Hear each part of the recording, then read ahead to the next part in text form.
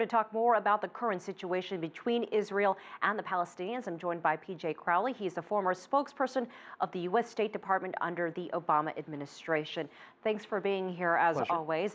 First, I want to get your reaction to the deaths of these three Hamas leaders. Israel has been targeting leadership. What has this done to Hamas? Well, it certainly has inflicted significant damage to Hamas's military capability, as well as Hamas's infrastructure, and as we've heard, to the population as a whole. It is striking that we now have indications that Hamas has sought this conflict to try to change the dynamic and the reality on the ground in Gaza. And the dilemma is that the conflict will continue until one or both have met their minimum objectives. Israel says that it will continue its objective, as you mentioned, until it has full security. Do you think they're getting closer to that? How much longer can this last? I think for each side, there is always this constant evaluation of what you're trying to achieve and the cost that you are paying. From Hamas's standpoint, it wants to see an end to what it sees as a siege of Gaza, open up borders.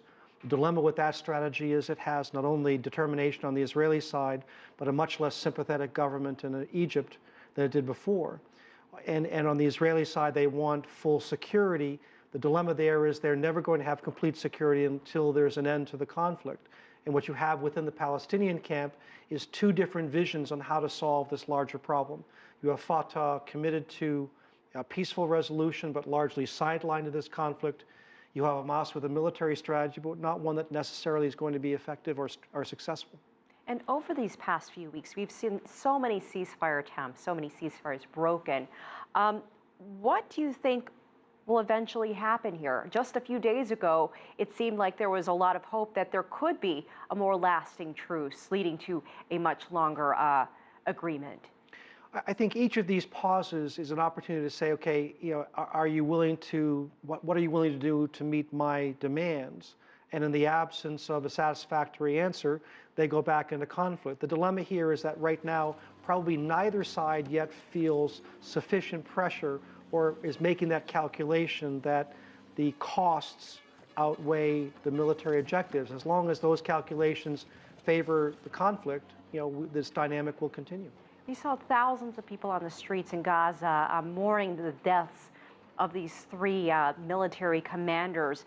What do you get the sense of what's happening there? You think people would be tired of the fighting. Do you think this is just a way to maybe build support for Hamas? They may be hurt, as you said, militarily, but do you think they're still gaining support? Well, there's a dilemma on both sides. Hamas has been largely sidelined for the last 3 years. It was in a weaker political position, this spring, and actually sought this conflict to try to change that political weakness into a stronger position. The dilemma for Fatah is that it sought a peaceful resolution, but the peace process has not yet yielded anything that meaningfully changes the lives of the average Palestinian. And so there is a jockeying behind the scenes for which vision will have, at least for the moment, the strongest position. And the challenge for Israel, for the United States and others is how can you move the Palestinian Authority back into a position where it can try to help resolve the conflict, and in doing so strengthen its political position at the expense of Hamas. We haven't found that formula yet. All right, PJ Crowley, as we always appreciate your time and your insight. Thanks, Elaine.